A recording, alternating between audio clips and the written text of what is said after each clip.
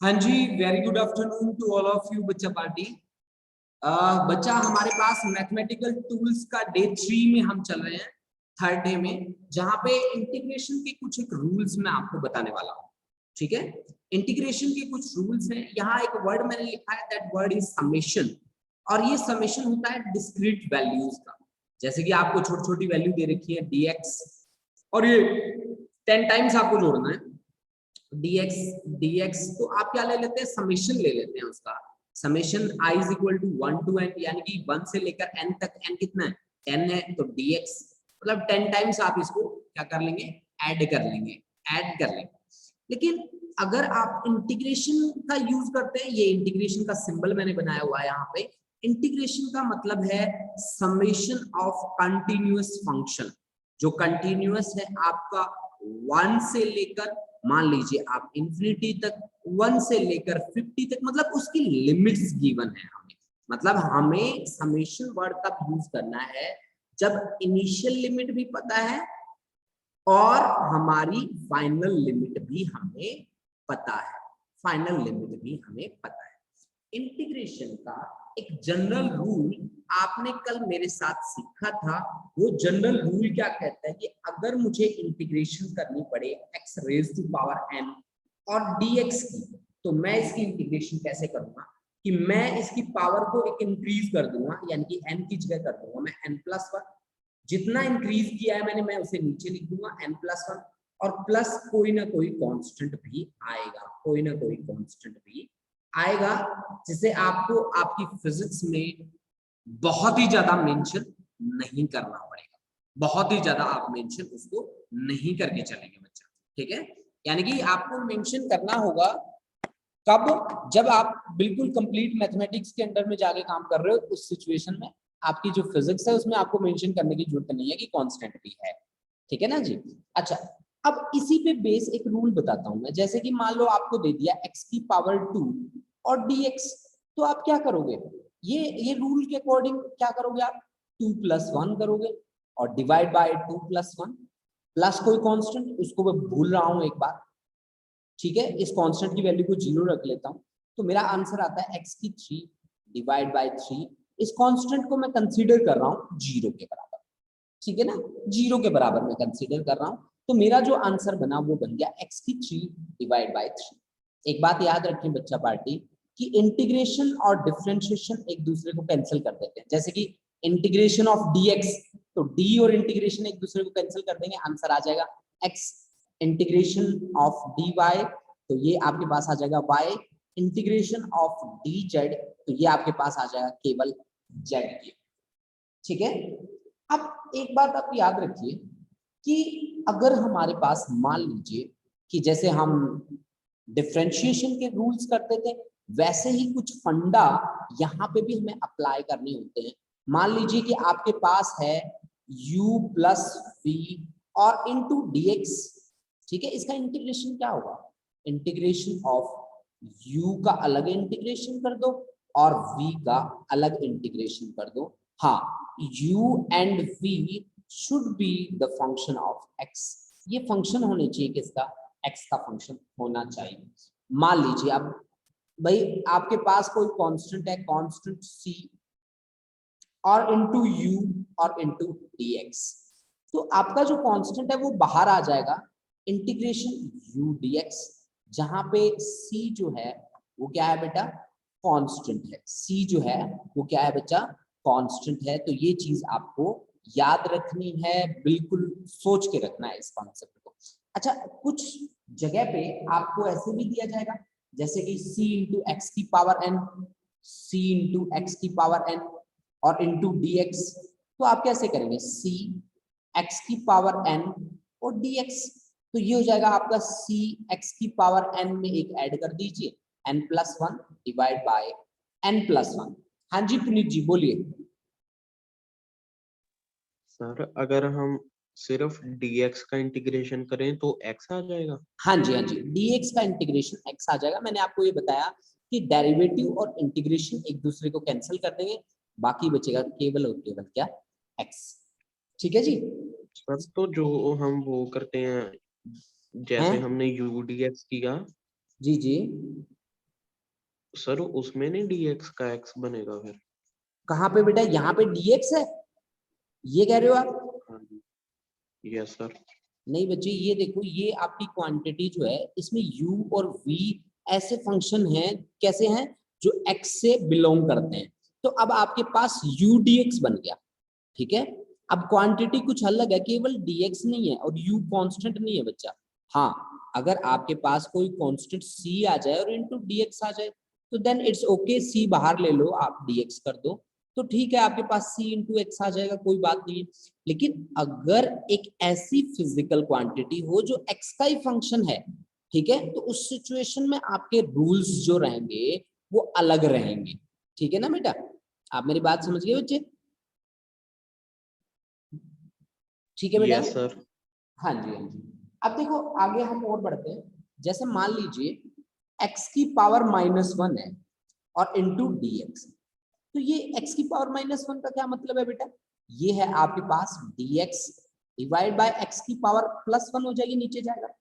तो dx upon x का क्या होगा बेटा? Integration log of x, plus constant भी आता है बच्चे।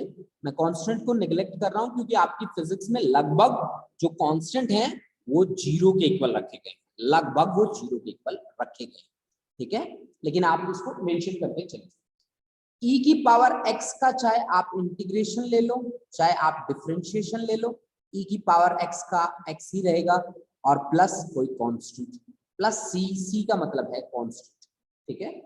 इसके अलावा देखिए e की पावर अगर आपके पास आ जाता ax, ठीक है, और इंटू dx, तो e की x का तो e की x ही रहेगा। अब ax का इंटीग्रेशन क्या आएगा? ax का जो इसकी पावर थी, ठीक है, ax, तो इसका जो मल्टीप्लायर है x का उसे नीचे लिख दो बेटा, ठीक है, और प्लस क्या लिख दोगे आप? c, प्लस आप लिख दोगे c के इक्वल कांस्टेंट, ठीक है ना।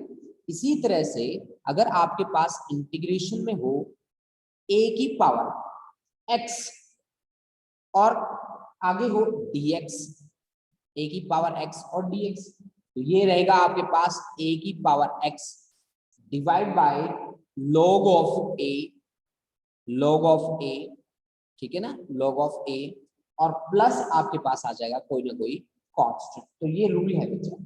इसी तरह से को का डेरिवेटिव नेगेटिव होता है तो साइन का इंटीग्रेशन नेगेटिव होगा, तो sine x dx that is equal to minus of cos x plus constant. को का डेरिवेटिव नेगेटिव होता है तो को का इंटीग्रेशन पॉजिटिव होगा, cos x dx का इंटीग्रेशन होगा sin x प्लस कोई ना कोई कांस्टेंट आप लेके चलो, ठीक है ना।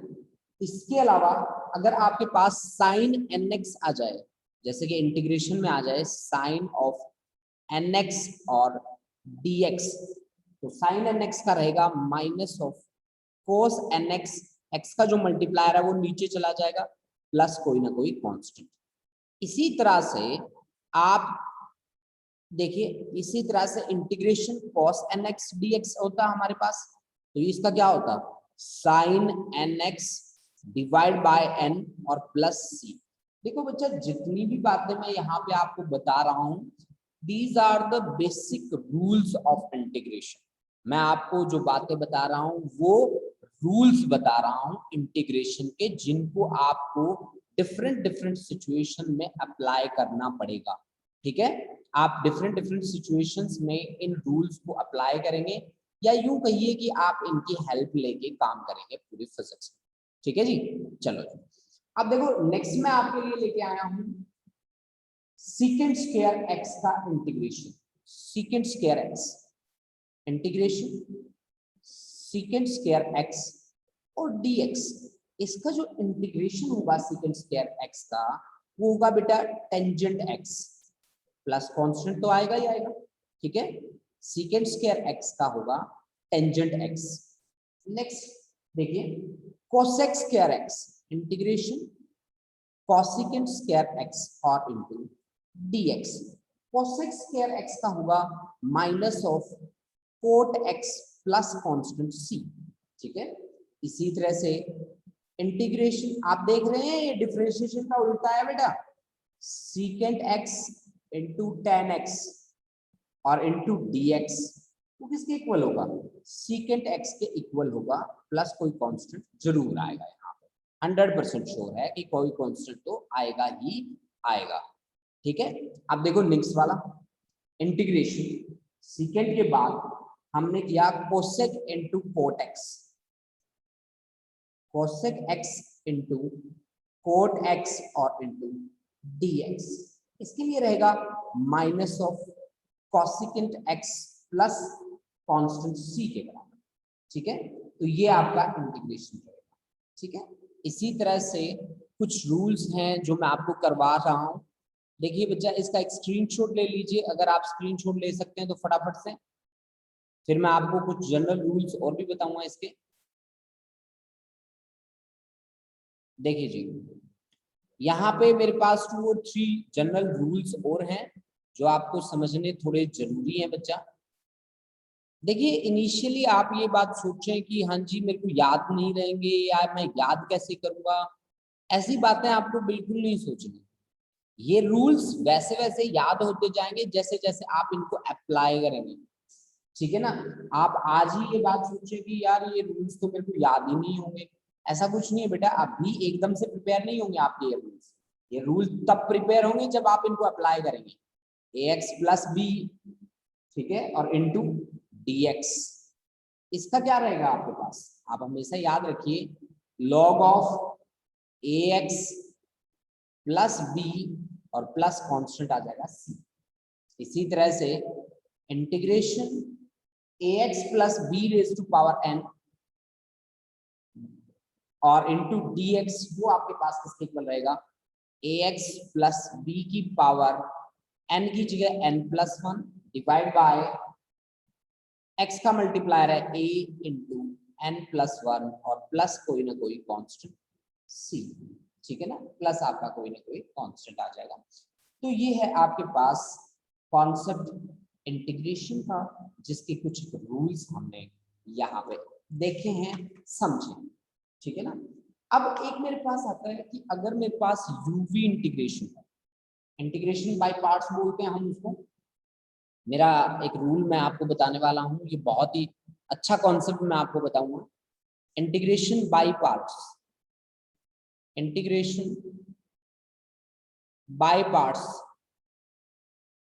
इसको आप हमेशा याद रख के चले। इंटीग्रेशन में इसका यूज बहुत अच्छे तरीके से होता है, या यूं कह दीजिए कि बहुत ही ज्यादा यूज होता है इसका। ठीक है, तो ये इंटीग्रेशन है आपके पास u into v into d x, u into v into d x. तो u as it is integration of v dx minus of integration du by dx और into integration of v dx। ठीक है ना, इस पूरे को आप अलग ही रखिए। जैसे कि मान लीजिए मैं इसको, इस पूरे सिस्टम को मैं अलग ही रखता हूं, ये देखो। अब इसका पूरे का जो जोड़ आएगा ना, उसका दोबारा से इंटीग्रेशन करना है। आप समझ रहे हैं, आप दोबारा से इंटीग्रेशन करना है किसके विद रिस्पेक्ट, एक्स के विद रिस्पेक्ट। तो ये है भाई आपका इंटीग्रेशन बाय पार्ट्स मेथड, और ये बहुत ही ज्यादा इंपॉर्टेंट है बेटा।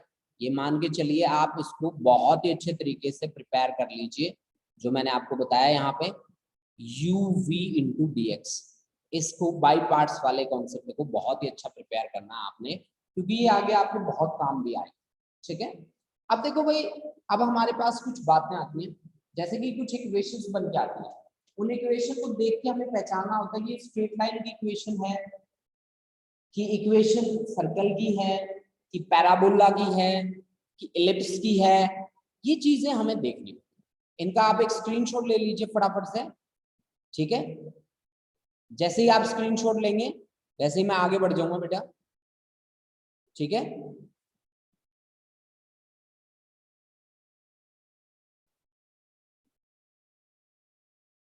हाँ जी,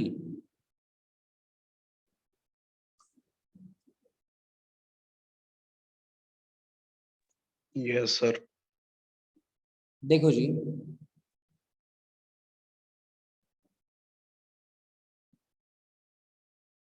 आगे बढ़ते हैं बेटा।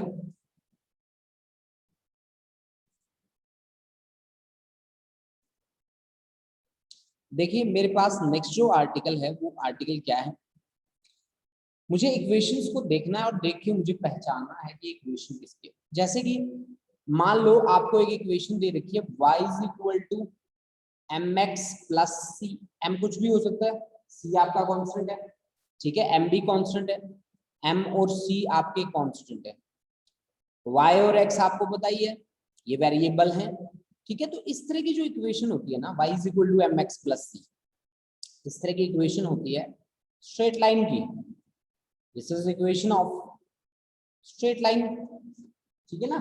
y is equal to mx plus c, मान लीजिए आपके पास इस तरह के कोऑर्डिनेट्स हैं, ये मान लीजिए आपकी x एक्सिस, ये आपकी y एक्सिस, और ये बीच में आपने कोई लाइन ड्रॉ कर दी इस तरह की, ठीक है, ये यही मान लीजिए आप, ठीक है। तो यहाँ पे इस लाइन की इक्वेशन को रिप्रेजेंट कौन कर रहा है, y is equal to mx plus c, ये आपकी किसकी इक्वेशन है, स्ट्रेट लाइन की इक्वेशन। अगर आप सर्कल की इक्वेशन से डील कर रहे हैं तो आपके पास इस तरह की इक्वेशन बनेगी कि x square plus y square that is equal to a square. अब कैसे, आप कैसे बताओगे इसको, मान लीजिए आपके पास यही है एक सर्कल, ठीक है ना, इसको थोड़ा सा इधर उधर बना देता हूँ मैं, ये आपके पास एक सर्कल है, ठीक है, ये आपके दोनों के दोनों डायमीटर, सर्कल 2 डायमेंशन में होता है, हमेशा याद रखना इस बात को, ठीक है। तो ये इसका ओरिजिन, ये इसका रेडियस a, ये भी उसका रेडियस a, ठीक है ना। तो ये इसका x कोऑर्डिनेट हो गया भाई, और ये इसका क्या, कौन सा कोऑर्डिनेट हो गया जी, y के बराबर, ठीक है। तो x square plus y square is equal to, किसके इक्वल होगा बेटा, ए स्क्वायर के बराबर होगा, x square plus y square that is equal to a square, this is equation of circle. अगर हम पैराबोला की बात करते हैं तो पैराबोला किस तरह की शेप होती है मैं आपको बताता हूँ, इस तरह की इक्वेशन आएगी पैराबोला की, ये आपकी सर्कल के लिए आ गई, CIRCL सर्कल के लिए, और पैराबोला की जो इक्वेशंस आपके पास रहती हैं वो कुछ इस तरह के स्टैंडर्ड्स में रहती है कि y square is equal to 4ax, इस तरह के स्टैंडर्ड्स फॉलो करती है, ठीक है। तो यहाँ आपको जो मिलेगा वो कुछ इस तरह का कॉन्सेप्ट मिलना चाहिए, ठीक है, इस तरह का, और यहाँ पे सर्कुलर लाइन, मतलब इस तरह की कंस्ट्रक्शन मिलेगी आपको, मतलब ऐसे ऐसे इस तरह की, ठीक है। तो इसमें आपके कोऑर्डिनेट्स जो है वो y और x ही हैं, ठीक है। तो y square is equal to 4ax, इस तरह की इक्वेशन आपको मिलने वाली। उसके बाद आता है जी एलिप्टिकल शेप की बात होती है, एलिप्स की बात होती है, एलिप्स में दो एक्सिस होती है, एक होती है मेजर एक्सिस, एक होती है माइनर एक्सिस, मतलब एक का रेडियस होता है बड़ा, उसको बोलते हैं मेजर, और एक का होता है छोटा, उसको बोलते हैं माइनर। उसकी इक्वेशन इस तरह की होती है, x square divide by a square और plus y square divide by b square that is equal to 1, जिसमें ए जो होगा वो सेमी मेजर एक्सिस होगा, ठीक है ना जी। इस तरह से मैं आपको बता भी देता हूँ कि इलिप्टिकल शेप में बना के भी दिखा देता हूँ आपको। मान लीजिए ये आपकी हो गई एक्स एक्सिस, ये हो गई जी आपकी वाई एक्सिस, इलिप्टिकल शेप बनानी है मुझे, ठीक है। बी को मैंने सेमी मेजर एक्सिस रखना है और ए को मैंने माइनर रखना है, ठीक है, माइनर रखना है, इसको मेजर रखना है। तो फिर ऐसे ऐसे बना देता हूँ, ऐसे ऐसे ऐसे, ठीक है, थोड़ी सी सही बना लेना, मेरी शेप सही नहीं बनी है, इसमें बी ज्यादा बड़ा होगा और ए छोटा होगा, ये बात ध्यान रखना कि ए सेमी माइनर एक्सिस लिया मैंने, ए सेमी माइनर लिया मैंने, इसको माइनर एक्सिस, अंडाकार शेप होती है बेटा इसकी, और बी को मैंने लिया है सेमी मेजर एक्सिस, जो बड़ी एक्सिस है उसको सेमी मेजर लिया है, ठीक है। तो ये कुछ इक्वेशंस हैं जो आपको हमेशा ध्यान रखनी पड़ेंगी, ठीक है। इनके साथ साथ कुछ एक जनरल बातें हैं जो मैं आपको बताने वाला हूँ, इसका स्क्रीनशॉट लीजिए आप फटाफट, ठीक है, फिर मैं आगे बढ़ता हूँ। जैसे कि मैं यहाँ पे आपको एक्सपोनेंशियल, लॉगरिथम और ट्रिग्नोमेट्रिकल जो फंक्शंस होते हैं उनको कैसे हम एक्सप्लेन करेंगे, ये बातें मैं आपको बताने वाला हूँ। जैसे कि e की x, e raise to power x, इसका एक्सप्रेशन क्या होता है, ठीक है, मतलब e की x को हम कैसे लिखते हैं, मैं इसको लिखता हूँ 1 plus x plus x square divide by 2 into 1 plus x की cube divide by 3 into 2 3 into 2 into 1 plus x की 4 divide by 4 into 3 into 2 into 1, ठीक है ना। तो and up to so on, e की एक्स का एक्सप्रेशन है ये। अगर आपको दे रखा हो लॉगरिथम में बेस ई दे रखा हो और 1 प्लस एक्स दे रखा हो, तो उसका एक्सप्रेशन क्या होगा, उसका एक्सप्रेशन होगा x minus x square by 2, ठीक है, प्लस एक्स की क्यूब बाय 3 माइनस एक्स की 4 by 4 and up to so on, जिसमें x की वैल्यू जो है वो लेस देन क्या है 1 है, x की वैल्यू लेस देन 1, ठीक है, ये बात आप ध्यान रखें। इसी तरह से साइन थीटा का एक्सप्रेशन क्या होता है, साइन थीटा का एक्सप्रेशन होता है थीटा माइनस थीटा की cube by 3 into 2 into 1 plus theta की 5 by 5 into 4 into 3 into 2 into 1 minus theta की 7 by 7 into 6 into 5 into 4 into 3 into 2 into 1।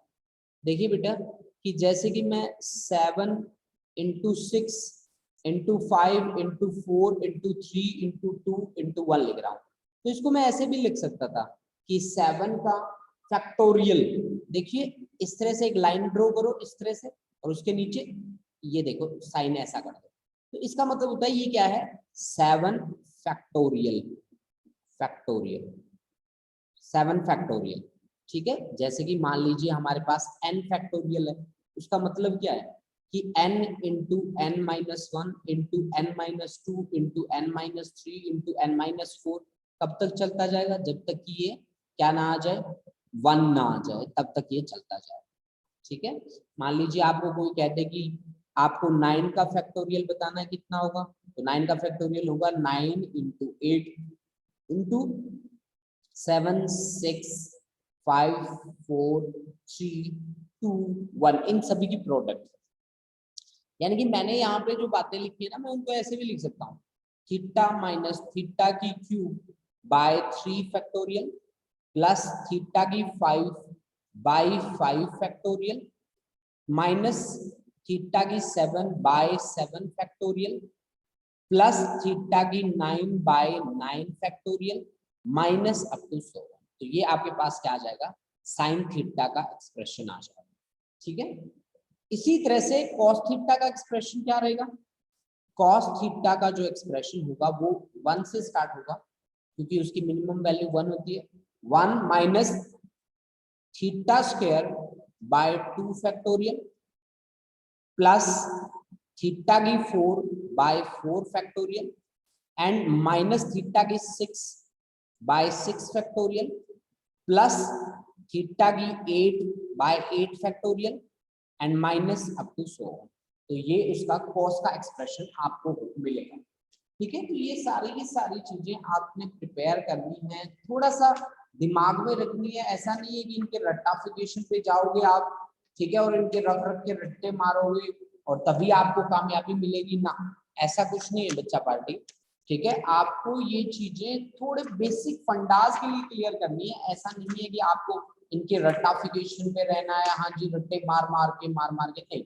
ऐसा कुछ नहीं होता कि बहुत बार हम इन चीजों को देख के पजल हो जाते हैं और हम सोचते हैं कि यार ऐसा होगा, अगर ऐसा हुआ तो हमसे बिल्कुल भी याद नहीं होगा, तो ये बात आपको बिल्कुल नहीं सोचनी, ये चीजें आपके आगे जिस दिन आएंगी, जिस दिन आप अप्लाई करोगे उस दिन आपके टिप्स पे हो जाएंगे, आप टेंशन मत लेना इन चीजों, ठीक है।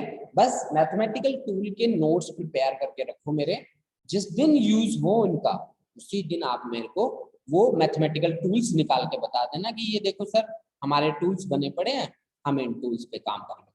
अब देखो बच्चा, कुछ एक ऐसी यूनिट है प्रैक्टिकल जो बहुत ज्यादा लंबे लंबे डिस्टेंसेस को मेजर करने के लिए होती हैं। प्रैक्टिकल यूनिट्स हैं हमारे पास, जैसे एस्ट्रोनॉमिकल यूनिट है, लाइट ईयर है, पैरालिटिक सेकंड है, उनमें रिलेशन है, तो ये बड़ी बेसिक सी बातें हैं, ठीक है। तो हम आपको बता देते हैं इन बातों से हम आपको वंचित क्यों रखें, ठीक है। तो मैं बताने वाला हूं आपको practical units for measurement of length, ठीक है। सम प्रैक्टिकल यूनिट्स मैं आपके साथ डिस्कस करने वाला हूं, some practical units, practical units for measurement of length, measurement of length length को मेजर करने के लिए हमारे पास कुछ एक यूनिट्स हैं, ठीक है। वो यूनिट्स मैं आपको आज समझाने वाला हूं। वो यूनिट्स देखिए क्या क्या है। चलो हम बात करते हैं सबसे पहली यूनिट पे। वो यूनिट है मेरे पास astronomical unit, astronomical unit, astronomical unit.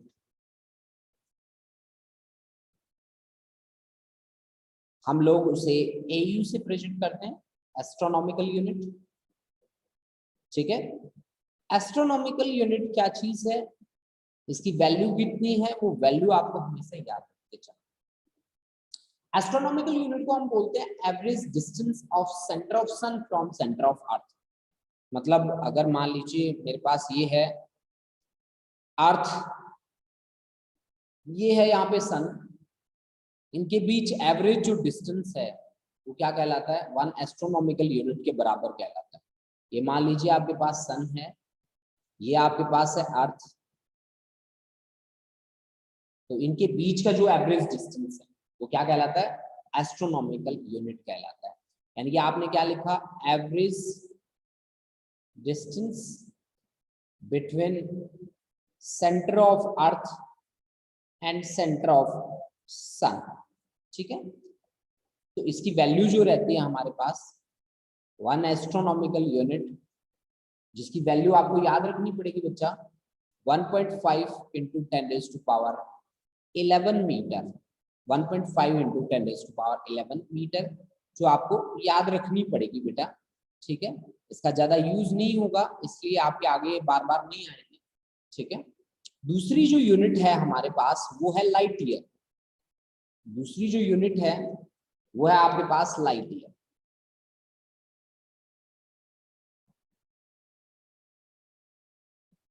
ठीक है। और लाइट ईयर को हम डिनोट करेंगे LY से। देखिए जी लाइट ईयर क्या है, कहते हैं कि light year is the distance traveled by light in vacuum in 1 year. This is distance traveled by light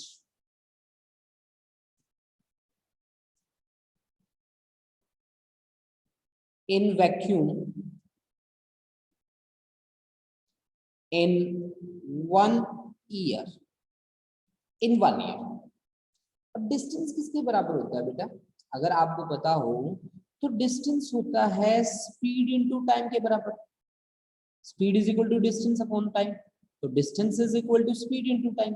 अब स्पीड किसकी लोगे आप, स्पीड तो स्पीड ऑफ लाइट की लोगे, तो लाइट की स्पीड कितनी होती है, 3 इंटू 10⁻8 मीटर पर सेकेंड।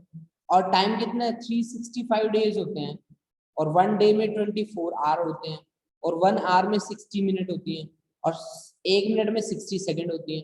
तो ये आपके पास क्या आ गया बच्चा, डिस्टेंस आ गया। जब आप इसे सॉल्व करेंगे तो इसकी वैल्यू आएगी 9.46 इंटू 10⁻15 मीटर, 10⁻15 मीटर।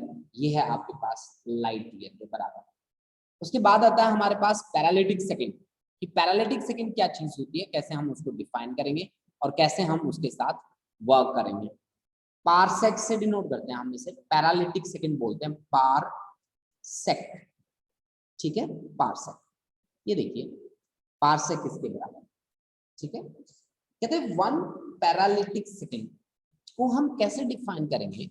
मान लीजिए कि हमारे पास एक आर्क है, ठीक है ना, एक आर्क है जो एंगल कितना बनाती है, 1 सेकेंड का एंगल बनाती है, ठीक है। ये आपके पास है theta is equal to 1 second, second के लिए 2 बार ऐसे 1 सेकेंड का एंगल बनाती है। ठीक है, ये जो थीटा है ये 1 सेकंड का एंगल है, ठीक है ना, OAB। और इसका जो रेडियस है, वो रेडियस जो है वो है 1 पारसेक के बराबर, पैरालिटिक सेकंड के बराबर। और इसकी जो आर्क की लेंथ है वो है 1 एस्ट्रोनॉमिकल यूनिट। एस्ट्रोनॉमिकल यूनिट क्या थी? Average distance between sun and earth. तो अब बताइए आप आर्क की वैल्यू कैसे निकालेंगे? आपको पता है कि एंगल इज इक्वल टू क्या होता है? Angle is equal to arc divided by radius. आपको क्या चाहिए? आपको तो रेडियस ही चाहिए। Angle is equal to arc divide by radius, तो रेडियस इज इक्वल टू क्या हो गया? Arc divided by angle. Arc कितना है? 1 एस्ट्रोनॉमिकल यूनिट। और एंगल कितना है? 1 सेकंड। तो 1 एस्ट्रोनॉमिकल यूनिट कितना है? 1.5 इंटू 10⁻11। और एंगल कितना है आपका? एंगल है 1 सेकंड। 1 सेकंड कितना होता है? 1/60 मिनट, ठीक है। और अगर उसको डिग्री में कन्वर्ट करना हो तो मिनट को 1/60 से फिर डिवाइड करो, तो वो क्या हो जाएगा आपका? डिग्री हो जाएगा। अब ये तो हो गया बेटा डिग्री। डिग्री को रेडियन में कन्वर्ट करना हो तो क्या करना पड़ता है? पाई बाई 180 से मल्टीप्लाई करना होता है। देखो जी, आपके पास था 1 सेकंड। 1 सेकंड किसके बराबर हो गया? 1/60 मिनट। 1/60 मिनट, ठीक है, 1/60 मिनट। अगर इसको डिग्री में कन्वर्ट करना है तो 1/60 इंटू 60 डिग्री हो गया, ठीक है। और अगर हमने इसको 1/60 इंटू 60 को पाई बाय 180 से मल्टीप्लाई कर दिया तो ये डिग्री की जगह वर्ड यूज हो जाएगा रेडियन। रेडियन, तो हमने इसको रेडियन में कन्वर्ट करके लिख दिया बच्चे यहाँ पे। तो रेडियस हमारा अगर हम सोल्व करें तो यहाँ से फिर रेडियस क्या बन के आएगा बाहर?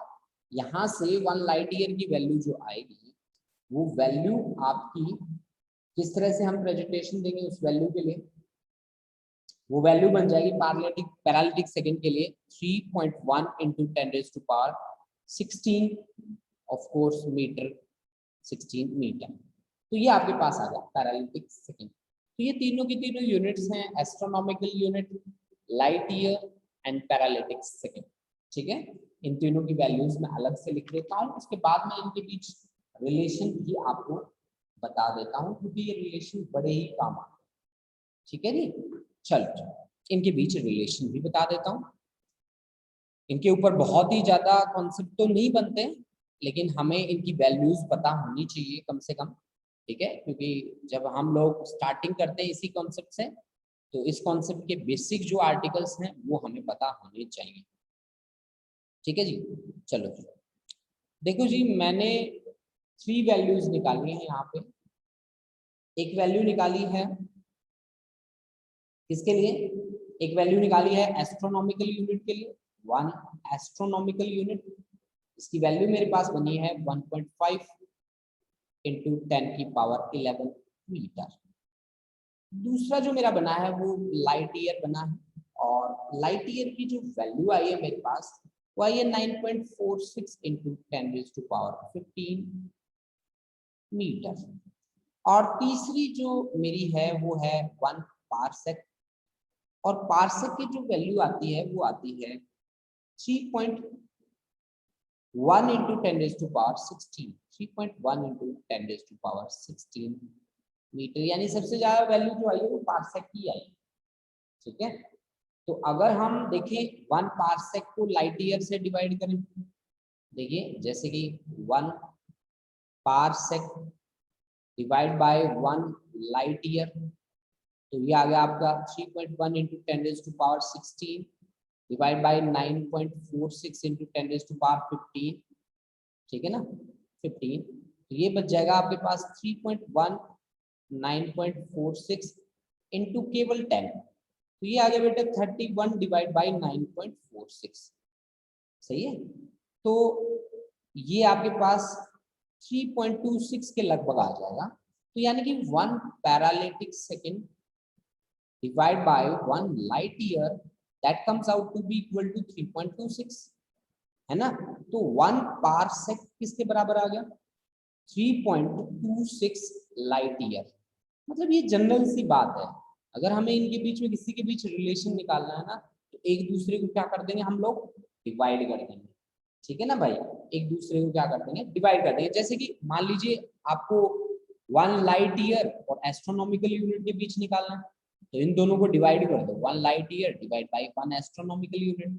लाइट ईयर की वैल्यू कितनी है 9.46 into 10⁻15 और डिवाइड कर दो इसको 1.5 into 10⁻11, तो ये बन गया भाई आपका 9.46 डिवाइड बाय 1.5 into 10⁻4 into 10⁻4, यानी कि ये आपके पास बना 6.3 into 10⁻4 that is equal to 1 light year divided by 1 astronomical unit, यानी कि 1 लाइट ईयर जो रहेगा वो 6.3 into 10⁻4 एस्ट्रोनॉमिकल यूनिट के बराबर रहेगा, एस्ट्रोनॉमिकल यूनिट के बराबर रहेगा। तो इस तरह से आप इनके ऊपर वर्क कर सकते हैं बच्चा पार्टी, बहुत इजीली, ठीक है ना, बहुत इजीली आप इनके ऊपर वर्क कर सकते हैं। तो आज का लेक्चर हमारा यहीं पे हम करते हैं समाप्त, कल मिलेंगे नए लेक्चर के साथ, और नया लेक्चर जो बेस होगा उसका जो फंडा रहेगा वो रहेगा काइनेमैटिक्स। तो मैथमेटिकल टूल्स यहीं पे हम खत्म करते हैं, ठीक है, मैथमेटिकल टूल हम यहीं पे खत्म करके और आगे बढ़ रहे हैं, वो है हमारा second unit that is kinematics, ठीक है बच्चा पार्टी। चलो थैंक यू बच्चों, thank you all of you.